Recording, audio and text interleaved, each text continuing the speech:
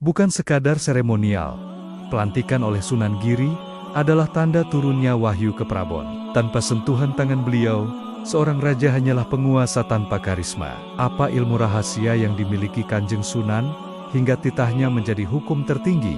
Dukung terus channel ini untuk menggali hikmah para wali dengan menekan subscribe dan like. Tulis amin di komentar. Semoga kelak kita dan keturunan kita menjadi orang-orang yang mulia dan bermanfaat bagi sesama. Mari kita mulai ceritanya. Tahun 1480-an Masehi, di sebuah bukit kapur di wilayah Gresik, Jawa Timur, berdiri sebuah kompleks bangunan yang memancarkan aura berbeda dari keraton manapun di tanah Jawa. Tempat itu tidak dijaga oleh prajurit bertombak yang beringas, melainkan oleh santri-santri berjubah putih yang bibirnya tak henti melantunkan dizik. Itulah Giri Kedaton. Di puncak tertinggi bukit itu, duduklah seorang pria paruh baya dengan sorban putih dan jubah hijau tua. Wajahnya teduh, namun menyimpan ketegasan yang membuat raja-raja gemetar. Ia adalah Raden Paku, yang kini bergelar Prabu Satmata atau Kanjeng Sunan Giri. Pagi itu, Sunan Giri menatap ke arah barat, ke arah sisa-sisa kemegahan Majapahit yang kian meredup. Ia melihat langit Jawa sedang berubah warna. Awan merah peperangan bercampur dengan cahaya hijau keimanan. Jawa sedang hamil tua, gumam Sunan Giri pelan. Akan lahir zaman baru. Namun, bayi zaman ini butuh bidan yang tidak gila kuasa. Di hadapannya, bersimpuh Pangeran Zainal Abidin Sunan Dalem, putranya. Kanjeng Rama, ucap sang putra. Utusan dari Bintoro Demak kembali datang. Raden Patah mendesak agar Rama segera memberikan tanda sah, agar ia bisa memproklamirkan diri sebagai khalifah tanah Jawa. Sunan Giri tersenyum tipis. Patah terlalu terburu-buru. Dia pikir menjadi raja hanya soal pedang dan pasukan. Dia lupa, tahta Jawa itu panas. Tanpa pendingin wahyu ilahi, dia akan terbakar sendiri. Posisi Sunan Giri di antara para wali songo sangatlah unik. Ia bukan sekadar ulama penyebar agama. Ia adalah simpul pertemuan dua arus besar darah bangsawan. Dari garis ayah, ia adalah keturunan Syekh Maulana Ishaq, ulama besar dari Samarkand yang memiliki garis nasab hingga Rasulullah SAW. Ini memberinya legitimasi religius yang tak terbantahkan. Namun, yang sering dilupakan orang adalah garis ibunya. Ibunya adalah Dewi Sekardadu, putri dari Menak Semboyu, penguasa Blambangan yang merupakan vasal Majapahit. Bahkan dalam beberapa riwayat, ayah angkat dan silsilahnya tersambung langsung ke Brawijaya. Inilah yang membuat Sunan Giri disebut sebagai Raja para Wali. Ia memiliki hak kerajaan darah biru Majapahit dan hak kewalian ilmu agama. Ketika Majapahit mulai keropos, rakyat Jawa yang bingung mencari pegangan tidak langsung lari ke Demak yang militeristik. Mereka lari ke Giri. Di mata rakyat jelata, Sunan Giri adalah Ratu Adil. Petani yang gagal panen datang meminta berkah air wudhunya. Pedagang yang ingin berlayar ke Maluku meminta stempel surat jalan darinya. Tanpa sadar, Giri Kedaton telah tumbuh menjadi negara di dalam negara. Sebuah imperium spiritual yang mengontrol perdagangan rempah dan moralitas masyarakat tanpa perlu mengangkat senjata. Berita itu akhirnya datang dibawa oleh burung gagak kematian. Prabu Brawijaya V, Matahari Majapahit, telah moksa atau wafat dalam versi sejarah lain. Kekacauan melanda Trowulan. Perebutan kekuasaan antara Girindrawardana dan kerabat lainnya membuat ibu kota berdarah. Di Pendopo Agung Giri Kedaton, para wali songo berkumpul dalam sidang darurat. Sunan Ampel, sang sesepuh, memimpin pertemuan. Namun matanya terus tertuju pada Sunan Giri. Majapahit telah sirna, ilang sirna kertaning bumi, ujar Sunan Ampel dengan suara berat. Sekarang terjadi kekosongan kekuasaan, vacuum of power. Jika kita tidak segera bertindak, Jawa akan kembali menjadi medan perang para satria yang haus darah seperti zaman Ken Arok. Raden Patah, yang juga hadir, mengangkat tangannya. Izinkan saya, Kanjeng Sunan Ampel.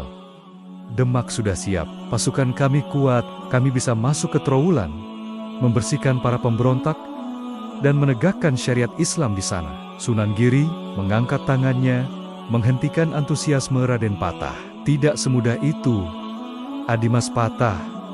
Kau memang anak Brawijaya, tapi di mata Adipati Tuban, Kediri, dan Ponorogo, kau masih dianggap orang baru. Jika kau naik tahta sekarang dengan kekuatan pedang, mereka akan memberontak. Kau akan dianggap perampas kekuasaan ayahnya sendiri.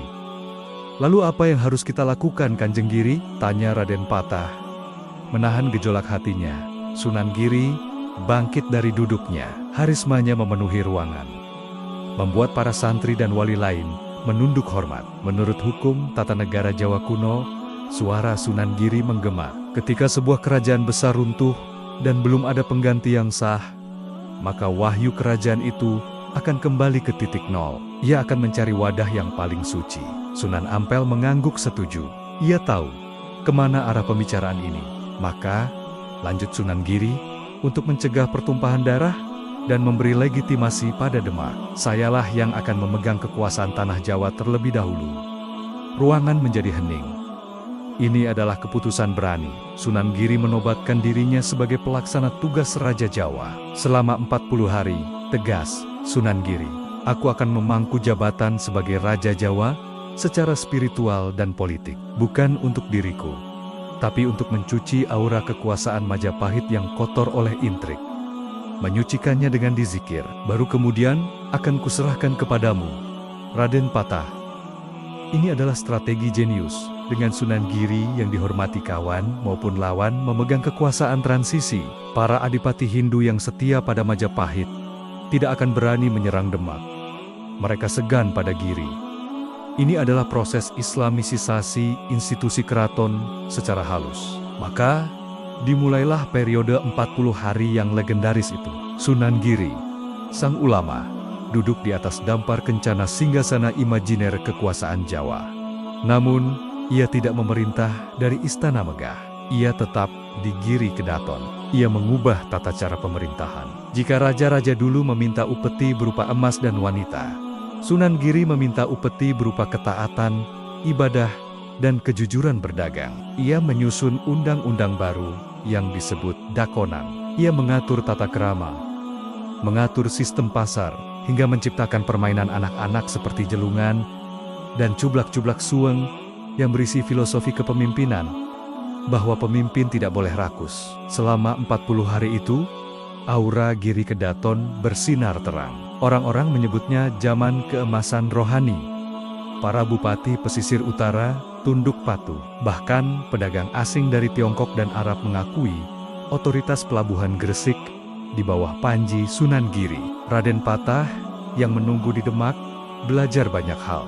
Ia menyadari bahwa menjadi sultan bukan sekadar memerintah manusia, tapi menggembalakan hati rakyat. Ia melihat bagaimana Sunan Giri menundukkan lawan politiknya bukan dengan memenggal kepala, tapi dengan memenangkan hatinya. Malam ke-39, menjelang berakhirnya mandat transisi, Sunan Giri sedang bermunajat di puncak bukit ketika ia didatangi sosok cahaya dalam mimpinya. Konon, itu adalah ruhani Nabi Khidir alaihissalam. Sosok itu memberikan sebuah isyarat berupa jubah. Dalam riwayat lain disebut sebagai pelantikan batin. Pesan itu jelas. Kekuasaan duniawi harus diserahkan kepada ahlinya sultan atau umara. Namun, kekuasaan pengendali moral atau ulama harus tetap dipegang oleh Giri. Sunan Giri terbangun dengan keringat dingin. Ia paham sekarang. Ia tidak boleh menjadi raja selamanya. Tugasnya adalah menjadi kingmaker, menjadi paku yang menancapkan legitimasi. Esoknya, ia memanggil Raden Patah ke Giri Kedaton. Waktunya sudah tiba, Adimas, kata Sunan Giri, sambil menyerahkan sebuah keris pusaka bernama Kalamunyeng Pena yang berputar. Besok, kau akan kulantik. Tapi, ingat satu hal. Sunan Giri menatap tajam mata Raden Patah. Mulai hari ini, siapapun yang ingin menjadi raja di tanah Jawa, sah atau tidaknya tahta mereka, tergantung pada restu Giri. Karena disinilah wahyu itu dijaga. Jika ada sultan yang melupakan Giri, maka ia melupakan Tuhannya. Raden Patah bersujud mencium lutut Sunan Giri. Inilah awal mula tradisi sakral itu, bahwa Demak, Pajang, hingga Mataram kelak hanyalah pelaksana teknis pemerintahan. Namun raja yang sesungguhnya raja ruhani bersemayam di Bukit Giri. Pelantikan besar akan segera dimulai. Sebuah upacara yang akan mengubah wajah sejarah Nusantara selamanya. Di pesisir utara Jawa Tengah, hutan Gelagah Wangi yang dulu sunyi, kini telah berubah wajah menjadi pusat peradaban baru bernama Demak Bintoro. Suara tempaan besi dari para pandai besi yang membuat tombak dan keris terdengar siang malam, bersahutan dengan suara lantunan ayat suci dari pesantren-pesantren yang menjamur. Raden Patah berdiri di atas benteng kayu istananya yang baru dibangun. Ia masih muda, gagah, dan darah Majapahit mengalir deras di tubuhnya. Di belakangnya berdiri Pati Unus Pangeran Sabranglor, putranya yang terkenal pemberani dan ahli strategi laut. "Ayahanda," ujar Pati Unus, "pasukan kita sudah siap. Armada laut dari Palembang dan Cirebon sudah merapat. Para adipati pesisir sudah menyatakan sumpah setia. Mengapa kita masih menunggu? Mengapa kita tidak proklamirkan saja kesultanan ini sekarang? Majapahit sudah runtuh, tidak ada lagi yang perlu ditakuti." Raden Patah menoleh, menatap putranya dengan pandangan rumit. Ia merasakan gejolak yang sama, keinginan untuk segera mandiri, lepas dari bayang-bayang masa lalu Hindu-Buddha, begitu kuat. "Kita memiliki pedang, Unus," jawab Raden Patah pelan. "Tapi pedang tanpa sarung hanya akan melukai pemiliknya. Kita butuh restu. Kita butuh legitimasi yang membuat orang-orang pedalaman yang masih memuja Sang Hyang Widi mau menundukkan kepala, bukan karena takut, tapi karena segan." "Sunan Giri," desis Pati Unus, sedikit tidak sabar. "Selalu Sunan Giri.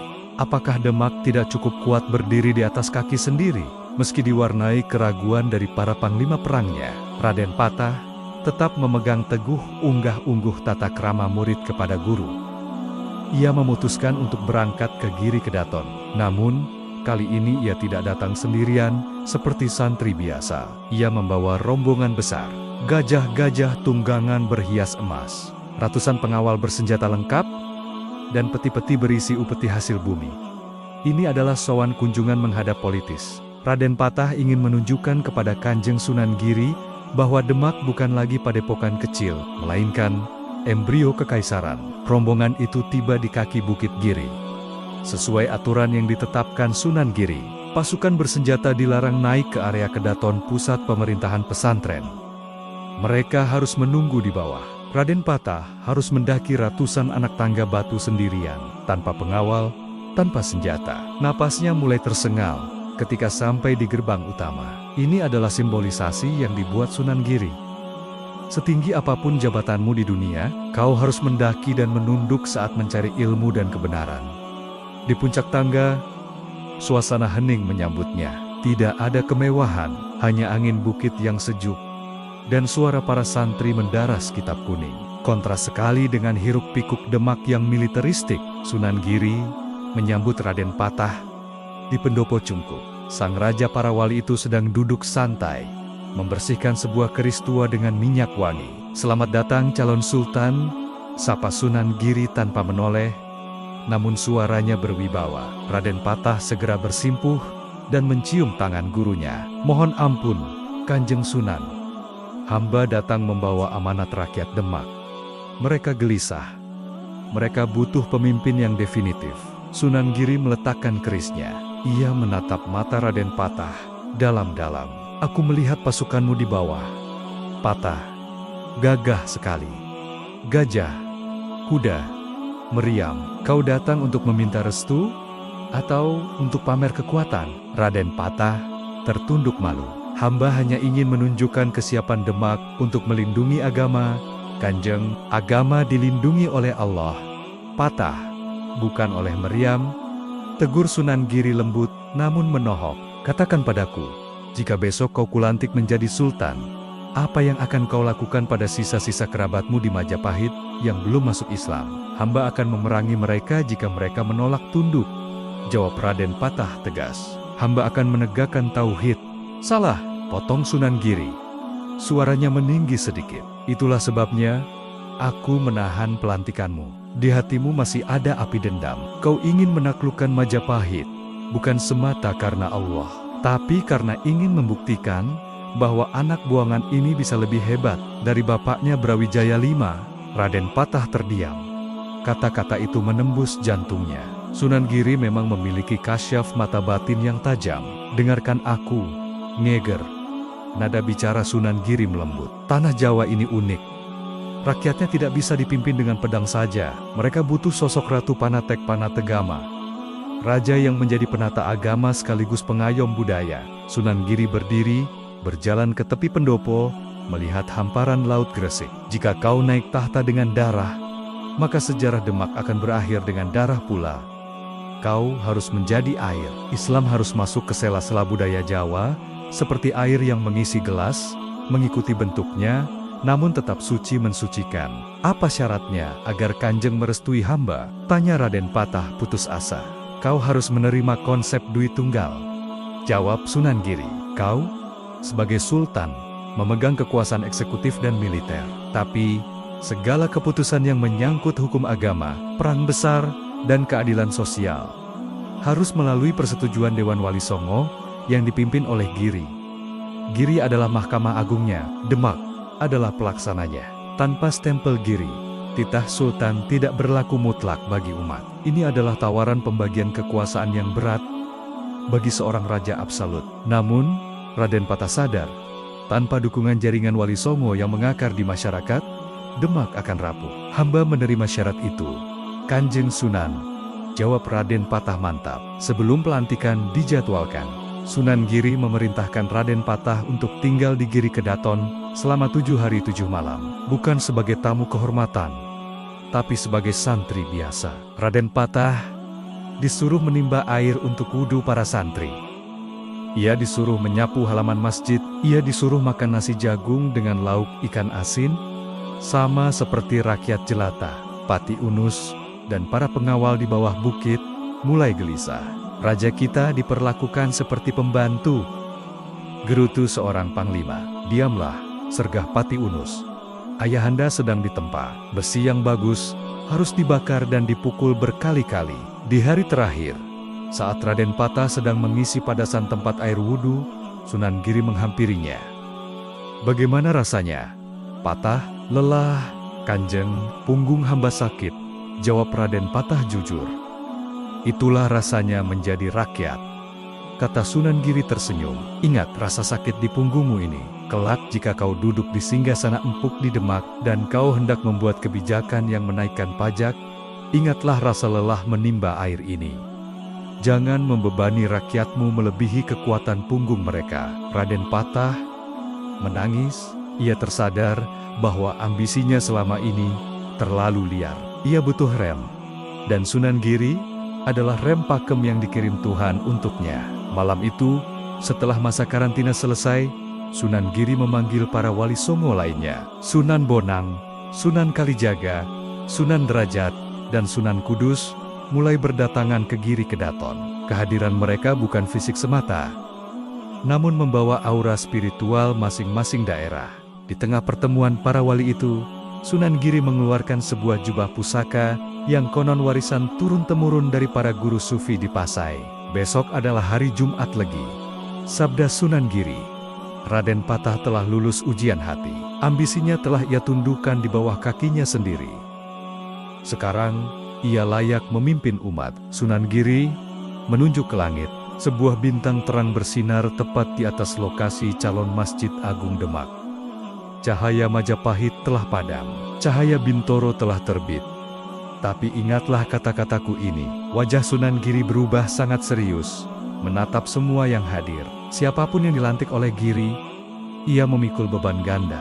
Jika ia adil, ia adalah bayangan Tuhan di bumi. Tapi jika ia zalim, maka Girilah yang pertama kali akan mencabut mandat itu, meskipun harus dengan pertumpahan darah. Peringatan itu menggema di dinding-dinding kayu Kedaton, menjadi sumpah tak tertulis yang akan menghantui setiap penguasa Jawa di masa depan, bahwa di atas raja masih ada ulama, di atas kekuasaan politik masih ada kekuasaan moral.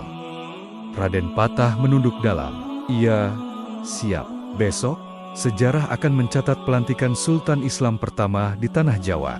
Jumat Legi, tahun 1403 Saka, atau sekitar 1481 Masehi. Udara pagi di kawasan Gelagahwangi yang kini resmi bernama Demak terasa berbeda.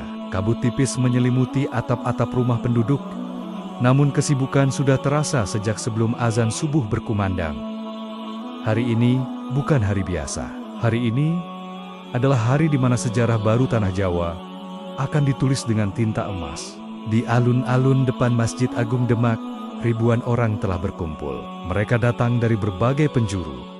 Nelayan dari Tuban, petani dari pedalaman Pajang, hingga pedagang dari Jepara. Mereka ingin menyaksikan peristiwa langka, penobatan seorang raja yang tidak menggunakan mahkota emas Majapahit, melainkan menggunakan kopiah dan sorban. Sunan Kalijaga, sang arsitek budaya Demak, sibuk mengatur tata letak upacara. Ia memastikan bahwa nuansa Jawa tidak hilang, namun napas Islam tetap menjadi yang utama. Gamelan sekaten, gamelan pusaka Kiai Guntur Madu, dan Kiai Naga Wilaga ditabuh pelan, mengalunkan gending rambu yang syahdu, mengajak jiwa-jiwa yang gelisah untuk tenang dan berzikir.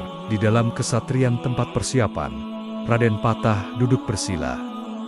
Wajahnya pucat, keringat dingin membasahi punggungnya. Ia mengenakan jubah putih bersih, dilapisi jubah kebesaran berwarna hijau tua, tanpa perhiasan berlebihan. Di sampingnya, Sunan Bonang berbisik, memberinya kekuatan spiritual. Jangan gentar, Raden. Hari ini kau bukan hanya menjadi raja bagi manusia, tapi juga pemikul amanat langit. Berat, memang, tapi kau tidak memikulnya sendirian. Di ruang khusus yang dijaga ketat oleh santri-santri senior Giri, Sunan Giri sedang mempersiapkan pusaka yang akan menjadi simbol legitimasi kekuasaan Demak. Di atas meja kayu jati tergeletak sebuah keris yang bentuknya unik, tidak seperti keris Jawa pada umumnya. Bilahnya lurus, pamornya sederhana, namun memancarkan aura wibawa yang sangat kuat. Itulah keris Kalamunya. Keris ini memiliki sejarah yang ajaib. Konon, benda ini awalnya adalah sebuah kalam pena, atau alat tulis yang sedang digunakan Sunan Giri untuk menulis kitab atau menyalin Al-Quran. Ketika itu, ia diganggu oleh seekor kera yang usil. Karena kesal namun tak ingin menyakiti, Sunan Giri melempar kalam itu. Atas izin Allah, kalam itu berputar-putar munyeng di udara dan berubah menjadi keris yang mengejar kera itu tanpa melukai, hanya menakut-nakuti. Sejak saat itu, keris Kalamunyeng menjadi simbol bahwa kekuasaan tertinggi di Tanah Jawa bukan berasal dari tajamnya besi kekerasan, melainkan dari tajamnya pena ilmu pengetahuan dan hukum. Keris ini, gumam Sunan Giri sambil mengusap bilahnya dengan minyak misik, adalah pengingat bagi Patah bahwa ia boleh menghunus senjata hanya jika pena hukum sudah tidak mampu lagi menegakkan keadilan. Perang adalah jalan terakhir, bukan jalan pertama. Sunan Giri menyarungkan keris itu ke dalam warangka sarung keris cendana. Ia bangkit. Waktunya telah tiba. Matahari mulai naik sepenggalah, pintu gerbang keraton terbuka. Raden Patah berjalan keluar, diiringi oleh para adipati yang telah menyatakan tunduk. Namun, posisi berjalan mereka tidak seperti raja-raja Hindu terdahulu, di mana raja berada paling depan dan paling tinggi. Kali ini, di barisan paling depan, justru berjalan para wali songo. Sunan Giri berada di tengah, diapit oleh Sunan Ampel yang sudah sangat sepuh, dan Sunan Bonang. Raden Patah berjalan di belakang mereka, menundukkan kepala sebagai tanda tawun sopan santun murid kepada guru. Pemandangan ini mengirimkan pesan politik yang sangat kuat kepada rakyat yang menonton, bahwa di Kesultanan Demak, ulama berada di depan umara pemerintah. Ulama adalah penunjuk jalan, dan raja adalah yang mengikuti petunjuk itu. Allahu Akbar, Allahu Akbar. Gema takbir menyambut rombongan itu. Tidak ada sorak-sorai hidup raja, yang ada adalah pengagungan asma Tuhan. Rakyat menangis haru. Mereka merasakan bahwa ini bukan sekadar pergantian rezim, tapi pergantian peradaban. Dari zaman kegelapan konflik Paregrek Majapahit, menuju zaman cahaya kedamaian, rombongan masuk ke serambi Masjid Agung Demak. Di sana, sebuah dampar kursi sederhana telah disiapkan. Namun, Raden Patah tidak langsung duduk di sana. Ia berdiri menghadap kiblat, lalu berbalik menghadap Sunan Giri. Suasana hening seketika. Burung-burung seolah berhenti berkicau. Ribuan pasang mata tertuju pada Sunan Giri yang memegang keris Kalamunyeng. Raden Patah. Suara Sunan Giri lantang dan bergema tanpa pengeras suara. Apakah engkau siap menerima amanat untuk menggembalakan umat di tanah Jawa? Insya Allah, hamba siap, Kanjeng Sunan. Jawab Raden Patah dengan suara bergetar namun tegas. Ingatlah, lanjut Sunan Giri, kekuasaan ini adalah pinjaman dari Allah. Hari ini aku melantikmu, namun jika esok lusa kau melanggar syariat dan menindas rakyat, maka aku pula, atas nama Dewan Wali Songo, yang akan menurunkanmu. Raden Patah berlutut. Sunan Giri menghunus keris Kalamunyeng, mengangkatnya ke langit, lalu menyentuhkan ujungnya pelan ke pundak kanan dan kiri Raden Patah sebagai simbol pelantikan. Kemudian, keris itu diserahkan kepada Raden Patah. Terimalah Kalamunyeng ini, jadikan ia penegak hukum, bukan pemuas nafsu. Dengan ini, aku, Sunan Giri, Prabu Satmata, Raja para Wali, mengukuhkanmu sebagai Sultan Demak Bintoro yang pertama. Raden Patah menerima keris itu dengan kedua tangan gemetar, lalu menciumnya dan menyelipkannya di pinggang belakangnya. Aku bersaksi, ucap Raden Patah, bahwa kekuasaan ini akan kuakafkan untuk melindungi yang lemah dan memerangi kebatilan. Setelah penyerahan pusaka, Sunan Kalijaga maju membawa sebuah nampan berisi sorban kebesaran. Sunan Bonang kemudian mengumumkan gelar resmi yang akan disandang oleh Raden Patah. Gelar ini penting karena akan menjadi standar bagi raja-raja Jawa Islam selanjutnya, termasuk Mataram. Wahai rakyat Demak, seru Sunan Bonang, saksikanlah pemimpin kalian. Mulai hari ini, sebutlah ia dengan gelar Sultan Syah Alam Akbar Al-Fatah, Senopati Ingalaga, Sayyidin Panatagama. Gelar ini memiliki makna yang sangat dalam. Sultan Syah Alam Akbar, penguasa besar dunia. Al-Fatah, sang pembuka kemenangan.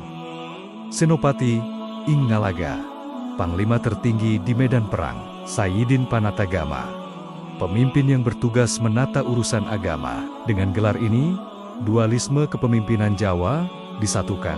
Raden Patah bukan hanya jenderal perang Senopati, tapi juga pelindung agama, Panatagama. Namun, fungsi Panatagama ini tetap berada di bawah supervisi Sunan Giri sebagai pemegang otoritas spiritual tertinggi. Seluruh hadirin serentak bersujud syukur. Gema azan zuhur kemudian berkumandang, menandai dimulainya era baru secara resmi. Sholat Jumat pertama di Masjid Agung Demak pun digelar dengan Raden Patah sebagai khatib, menegaskan posisinya sebagai pemimpin umat. Sore harinya, pesta rakyat digelar. Tumpeng-tumpeng raksasa diarak keliling kota. Rakyat makan bersama, para pejabat tanpa sekat. Kebahagiaan membuncah di mana-mana. Namun, di menara tinggi Masjid Demak, Sunan Giri berdiri sendirian menatap matahari terbenam. Wajahnya tidak tersenyum, pandangan batinnya menembus waktu, melampaui kegembiraan hari ini. Ia melihat bayangan api. Ia melihat bahwa keris Kalamunyeng yang baru saja ia serahkan, kelak akan menjadi rebutan. Ia melihat darah akan tumpah di antara keturunan Raden Patah sendiri, perang saudara antara Sunan Prawoto dan Arya Penangsang, hingga Jaka Tingkir. Kekuasaan itu memabukkan, bisik Sunan Giri pada angin senja. Hari ini Demak bersinar, tapi cahaya ini tidak akan abadi jika anak cucunya lupa pada sangkan Paraning Dumadi, asal dan tujuan hidup. Tiba-tiba, Sunan Giri merasakan firasat tentang munculnya kekuatan baru dari pedalaman Pajang dan Mataram di masa depan. Kekuatan yang akan menantang hegemoni Giri. Tugas kita belum selesai, gumamnya. Kita harus menyiapkan paku-paku bumi selanjutnya. Karena Demak hanyalah pembuka jalan, bukan tujuan akhir. Di kejauhan, Raden Patah tampak bahagia, dikelilingi rakyatnya. Ia tidak tahu bahwa mahkota yang baru saja dipakainya adalah beban terberat yang akan menguji keturunan-keturunannya hingga titik darah penghabisan. Episode pelantikan telah usai. Namun, drama perebutan wahyu, Cakraningrat, wahyu kekuasaan, baru saja dimulai. Perang saudara yang mengerikan itu akhirnya usai. Namun bau anyir darah seolah enggan pergi dari tanah Demak, Arya Penangsang, Haryo Jipang yang sakti mandraguna, namun berwatak keras itu, telah tewas di tepi Bengawan Sore. Ususnya terburai oleh keris Kiai Setan Kober, miliknya sendiri dalam duel maut, melawan Sutawijaya, anak angkat Jaka Tingkir. Kematian Penangsang, menandai runtuhnya legitimasi Demak. Istana Bintoro yang dulu dibangun Raden, patah dengan penuh kesucian, kini ternoda oleh dendam keluarga. Jaka Tingkir, menantu Sultan Trenggana yang memenangkan perang itu, berdiri di tengah puing-puing kejayaan masa lalu. Ia memutuskan hal yang radikal, memindahkan pusat kekuasaan dari pesisir Demak ke pedalaman Pajang. Kita bawa semuanya, perintah Jaka Tingkir kepada pasukannya. Gamelan sekaten, pusaka keraton, bahkan kayu-kayu pendopo utama, kita boyong ke selatan. Demak sudah selesai, Wahyu sudah terbang. Rakyat menatap prosesi boyongan itu dengan tatapan kosong. Mereka bingung, selama ini mereka percaya Demak adalah paku bumi Islam. Jika Demak ditinggalkan, kepada siapa mereka harus bernaung? Jaka Tingkir sadar, kemenangan militer atas Arya Penangsang tidak otomatis membuatnya menjadi Raja Jawa yang sah. Di mata rakyat jelata, ia hanyalah seorang karbet abdi dalem yang nasibnya sedang mujur. Di Pajang, sebuah keraton baru berdiri megah. Jaka Tingkir kini bergelar Sultan Hadiwijaya. Wilayahnya subur, dikelilingi sawah yang membentang luas. Pajang adalah simbol pergeseran dari kerajaan maritim ke kerajaan agraris. Namun, ada satu hal yang kurang, hampa. Malam itu, di kamar pribadinya, Sultan Hadiwijaya gelisah. Ia merasa wahyu keprabon cahaya ilahi kerajaan belum benar-benar turun menaungi keraton barunya. Tidurnya sering diganggu mimpi buruk tentang banjir besar yang menenggelamkan Pajang. Kanjeng Sultan, tegur Ki Pemanahan, penasihat setianya. Rakyat di Jawa Timur, Madura dan Giri belum mau mengirim upeti. Mereka bilang mereka hanya tunduk pada Demak, bukan Pajang. Mereka meragukan pulung nasib baik Paduka. Apa yang salah, Kakang Pemanahan? Tanya Hadiwijaya frustrasi. Aku sudah mengalahkan musuh. Aku sudah membangun masjid. Paduka belum mendapat stempel Giri. Jawab Ki Pemanahan pelan namun menusuk. Sunan Kudus memang guru Paduka, tapi Sunan Kudus berpihak pada Arya Penangsang dulu. Paduka butuh pengakuan dari Giri Kedaton. Ingat wasiat lama, siapapun yang ingin jadi Raja Jawa, harus dilantik di Giri. Hadiwijaya terdiam. Giri Kedaton saat ini dipimpin oleh Sunan Prapen cucu Sunan Giri atau Raden Paku. Sunan Prapen dikenal sangat ketat memegang prinsip kakeknya. Mendapatkan restunya jauh lebih sulit daripada menaklukkan 1000 musuh. Dengan hati berat, Sultan Hadiwijaya berangkat ke Giri Kedaton di Gresik. Ia tidak membawa pasukan perang, melainkan rombongan ulama dan santri mencoba menunjukkan wajah Islam yang damai. Di puncak Bukit Giri, Sunan Prapen menyambutnya. Wibawa Sunan Prapen sangat berbeda dengan Sunan Giri pertama. Jika kakeknya teduh mengayomi, Sunan Prapen lebih terasa seperti hakim agung yang dingin. Selamat datang Mas Karebet, sapa Sunan Prapen. Ia sengaja memanggil nama kecil Jaka Tingkir, bukan gelar sultannya, untuk mengingatkan asal-usulnya. Mohon berkah dalam, Kanjeng Sunan. Hadiwijaya membungkuk dalam. Saya datang untuk menyambung tali silaturahmi yang sempat putus karena perang saudara.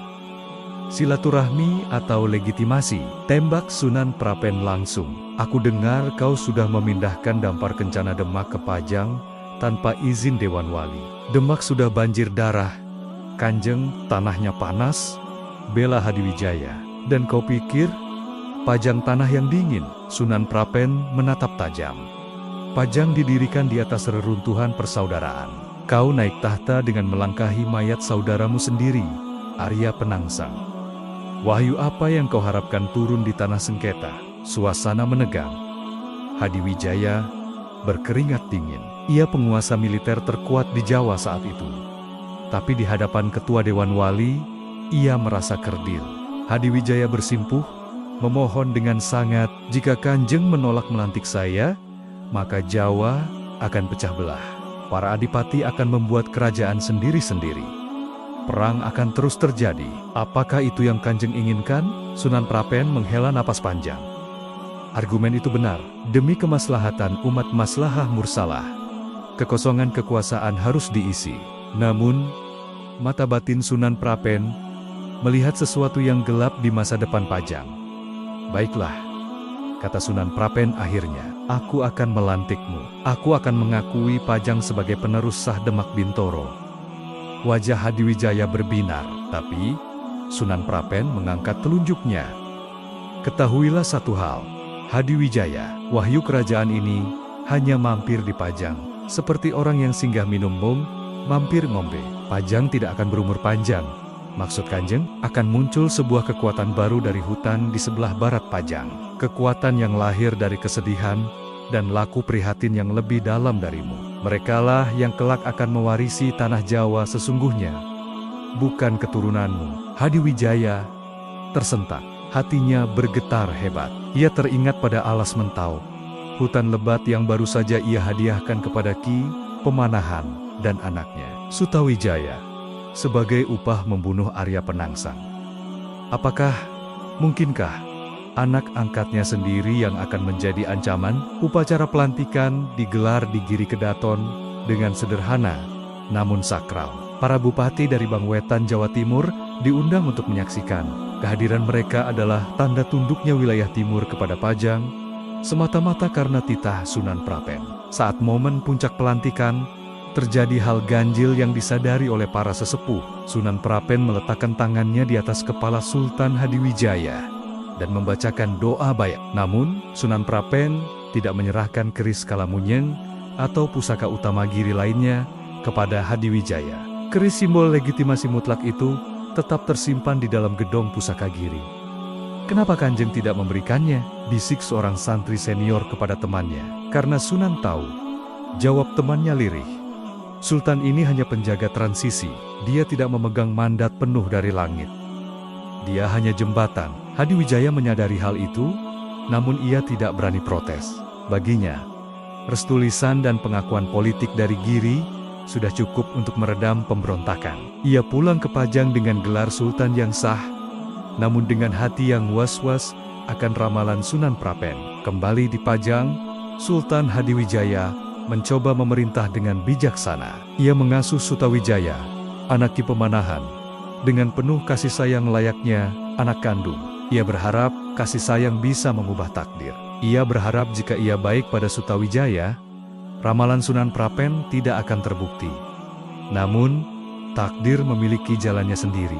Di Alas Mentaok yang masih berupa hutan belantara, Ki Pemanahan dan Sutawijaya mulai membabat alas. Mereka bukan sedang membuka sawah, mereka sedang membangun benteng. Ngeger, Sutawijaya, kata Ki Pemanahan suatu sore, sambil menatap langit yang memerah. Ingat kata-kata Sunan Giri Prapen, Pajang hanya mampir minum. Wahyu itu sedang bergerak ke sini, ke Mataram. Sutawijaya, pemuda yang gagah dan penuh ambisi itu, mengelus gagang tombaknya. Jika ayahanda Sultan Hadiwijaya adalah matahari yang sedang terbenam, maka aku harus bersiap menjadi fajar yang menyingsing. Meskipun itu berarti aku harus melawan ayah angkatku sendiri. Di kejauhan, Giri Kedaton berdiri diam di atas bukit, mengawasi pergeseran lempeng kekuasaan ini. Sunan Prapen tahu, babak berikutnya akan lebih berdarah. Mataram akan lahir, dan untuk itu, Pajang harus hancur. Sebuah siklus karma kekuasaan Jawa yang tak terelakkan.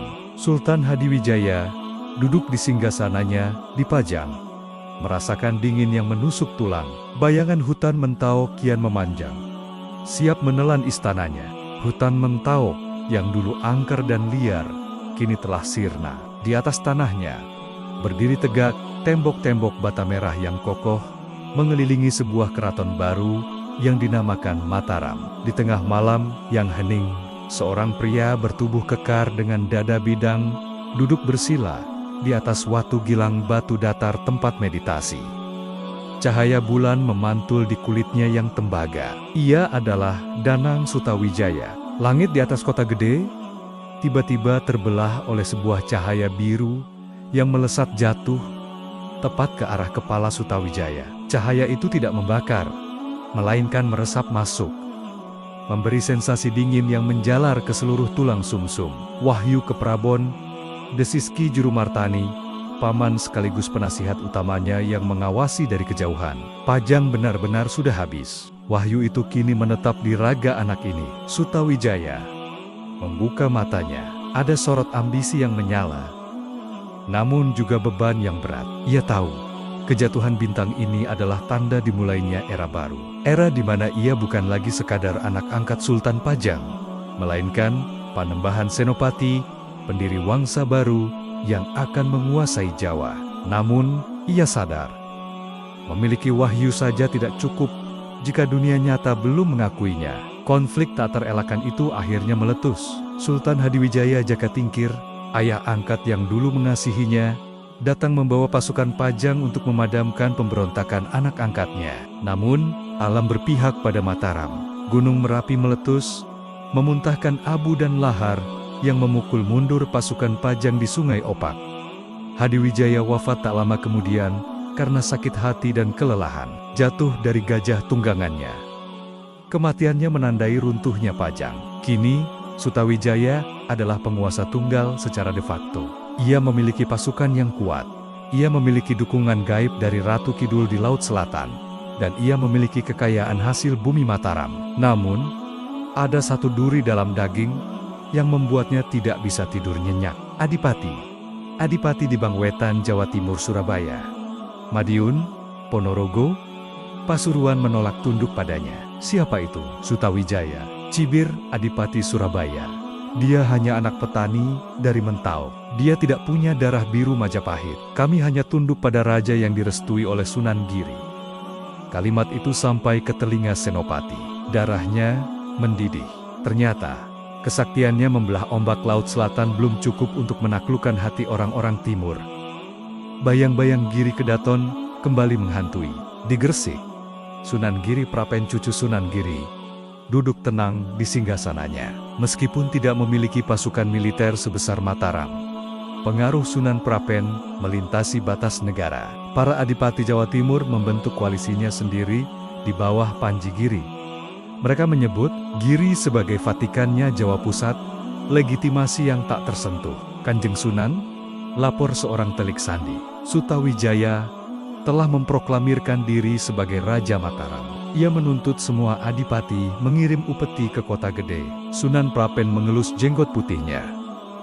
Sutawijaya, anak yang keras kepala, dia pikir dia bisa menyatukan Jawa hanya dengan otot dan mistik kejawen. Dia lupa bahwa napas Jawa adalah Islam. Sunan Prapen mengirim surat ke seluruh Bupati Timur. Jangan tunduk pada Mataram sebelum Mataram datang mengetuk pintu Giri. Akibat titah ini, ekspansi Mataram macet total di perbatasan timur. Pasukan Senopati yang garang di medan perang menjadi tumpul ketika berhadapan dengan fanatisme rakyat yang melindungi ulama mereka. Senopati sadar, ia tidak bisa memerangi Giri. Memerangi Giri sama dengan memerangi Tuhan di mata rakyat. Di kota gede, Senopati membanting cangkir tehnya hingga pecah. Kenapa mereka begitu mendewakan Giri? Aku sudah membuktikan kekuatanku. Aku yang mengalahkan Pajang. Ki Juru Martani, sang ahli strategi yang tenang, mendekati keponakannya yang sedang emosi, ngeger, Senopati, kau bisa menaklukkan Ratu Kidul dengan cintamu. Kau bisa menaklukkan musuh dengan tombakmu. Tapi, kau tidak bisa menaklukkan ulama dengan ancaman. Lalu aku harus apa, Paman? Mengemis restu seperti Jakatingkir dulu, lalu dihina, dan hanya dianggap raja transisi, bukan mengemis. Koreksi, Ki Juru Martani, tapi ngelining ora kelihanyut, tapi tidak terbawa arus. Datanglah ke Giri. Tunjukkan rasa hormatmu sebagai santri kepada Kiai, tapi tunjukkan juga wibawamu sebagai raja. Buat Sunan Prapen melihat bahwa Islam akan lebih jaya jika berada di bawah pedang Mataram, bukan di bawah perpecahan adipati kecil. Ingat, ngeger. Sunan Prapen adalah orang bijak. Dia realistis. Dia tahu, zaman Giri sebagai pengendali politik sudah hampir habis. Dia hanya butuh alasan untuk menyerahkan mandat itu dengan terhormat. Akhirnya, Panembahan Senopati memutuskan berangkat ke Giri.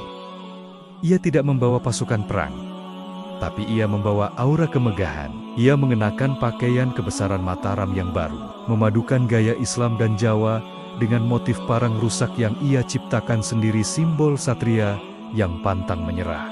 Kedatangan Senopati di Giri Kedaton disambut dengan ketegangan.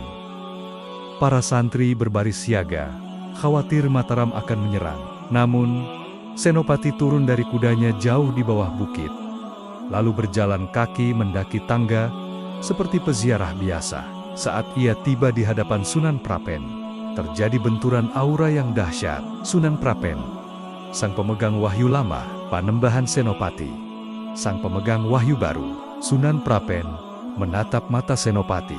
Ia tidak melihat keraguan seperti yang ia lihat pada Jaka Tingkir. Ia melihat api yang berkobar tenang dan terkendali. "Selamat datang, Jebeng anak Sutawijaya," sapa Sunan Prapen. "Lama aku menunggumu." Akhirnya harimau Mentaok mau keluar dari kandangnya. "Mohon ampun, Kanjeng Sunan," jawab Senopati dengan suara berat dan dalam. "Saya datang bukan untuk menantang. Saya datang untuk meminta hak saya. Hak untuk menyatukan Jawa yang sedang tercabik-cabik." "Menyatukan atau menguasai?" pensing Sunan Prapen. "Keduanya, Kanjeng, karena tanpa kekuasaan tunggal, persatuan hanyalah mimpi. Mataram siap menjadi pedang bagi Giri, asalkan Giri merestui Mataram sebagai pemegangnya."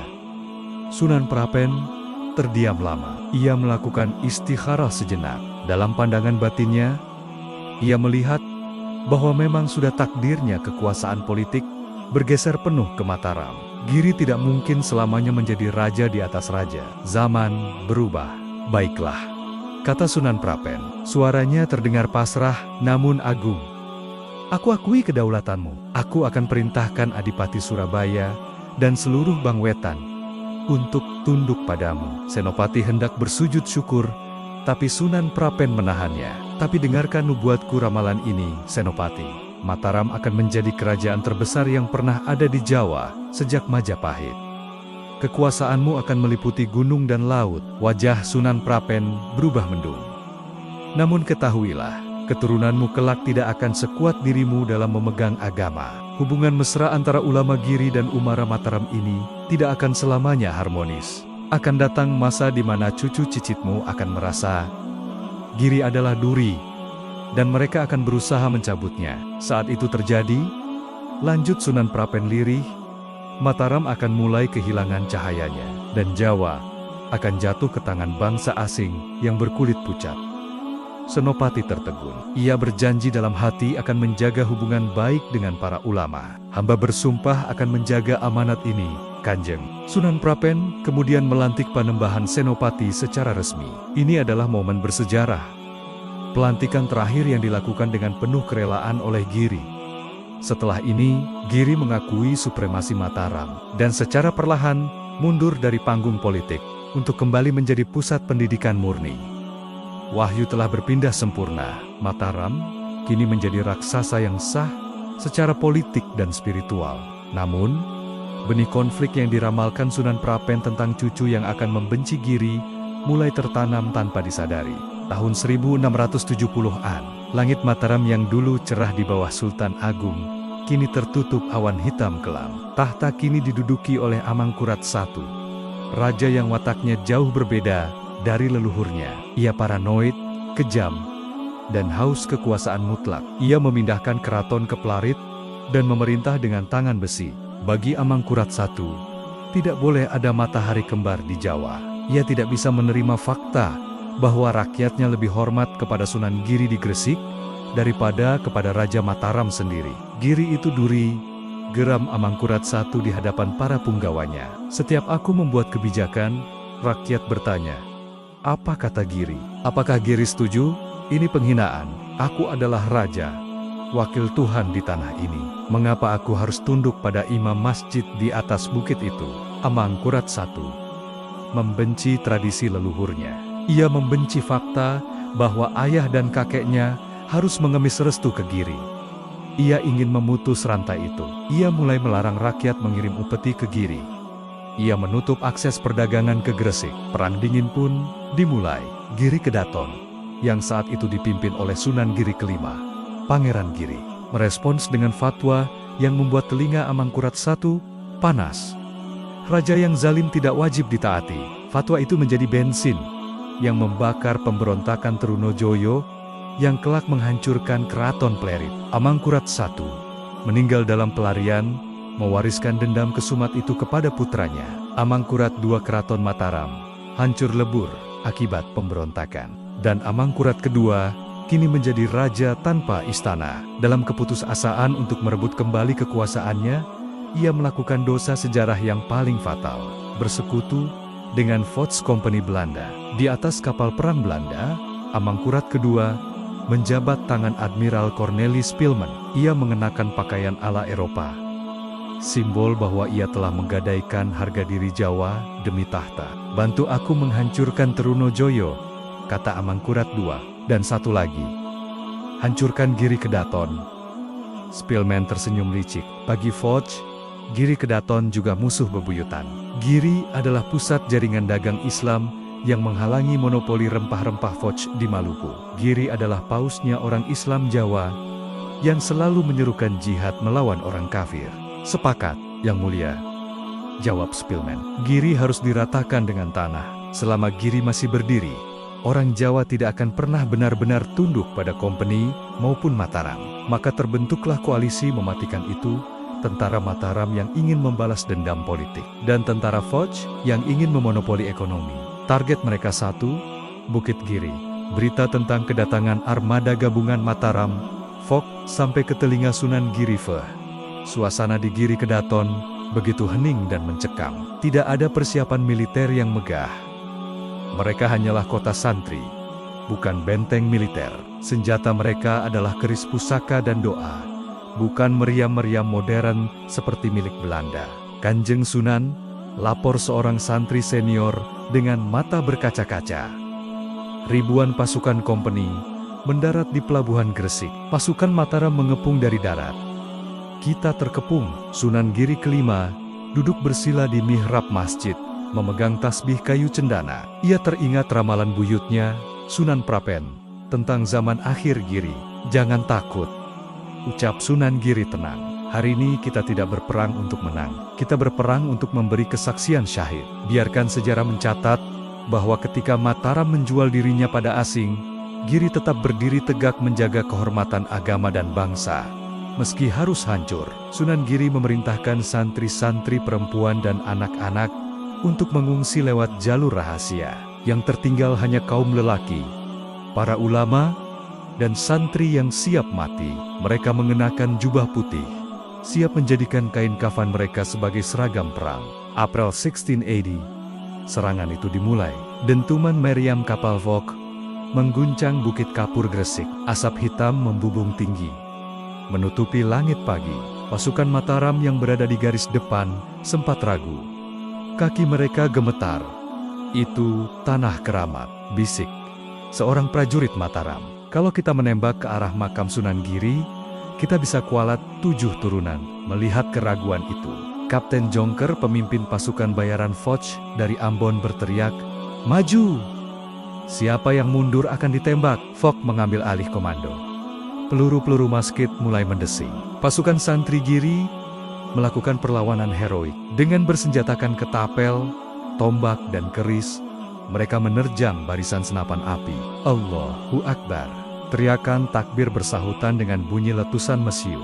Namun, keberanian tidak bisa mengalahkan teknologi perang. Satu persatu, santri Giri gugur. Gerbang Kedaton yang selama 200 tahun tidak pernah tersentuh musuh, akhirnya jebol oleh ledakan dinamit. Darah membasahi tangga-tangga batu, tempat dulu Raden Patah, Jaka Tingkir, dan Sultan Agung pernah mendaki dengan penuh hormat. Kini, tangga itu diinjak-injak oleh sepatu bot tentara asing. Pertempuran berakhir di halaman masjid utama. Sunan Giri kelima tertangkap. Ia diseret keluar dengan tangan terikat. Di hadapannya berdiri Amangkurat II yang menatap dengan pandangan dingin, didampingi perwira Vocht yang tersenyum puas. "Lihatlah, Kanjeng Sunan," kata Amangkurat II, "angkuh. Mana kesaktian keris Kalamunyeng? Mana pasukan langit yang kau banggakan? Hari ini terbukti, kekuasaan nyata ada di tangan yang memegang bedil, bukan tasbih." Sunan Giri kelima menatap Amangkurat kedua dengan tatapan iba, bukan takut. Kau menang hari ini, Amangkurat. Kau bisa membakar istanaku, kau bisa membunuh tubuhku. Tapi ketahuilah, dengan menghancurkan Giri, kau telah menghancurkan pondasi tahtamu sendiri. Mataram kehilangan jiwanya hari ini. Lanjut Sunan Giri lirih. Mulai sekarang, raja-raja Jawa hanyalah boneka yang harus menyembah sepatu Belanda. Kalian akan berkuasa, tapi tidak akan pernah merdeka. Murka mendengar kutukan itu, Amangkurat kedua memerintahkan hukuman mati Sunan Giri kelima, dan keluarganya dibawa ke Mataram sebagai tawanan perang, dan akhirnya dieksekusi. Pusaka-pusaka Giri dirampas, gong keramat dibawa lari, dan bangunan Kedaton dibakar hingga rata dengan tanah. Giri Kedaton, Vatikannya Jawa, simbol supremasi moral selama 2 abad, musnah dalam semalam. Ratusan tahun berlalu sejak tragedi itu. Ramalan Sunan Giri terbukti benar.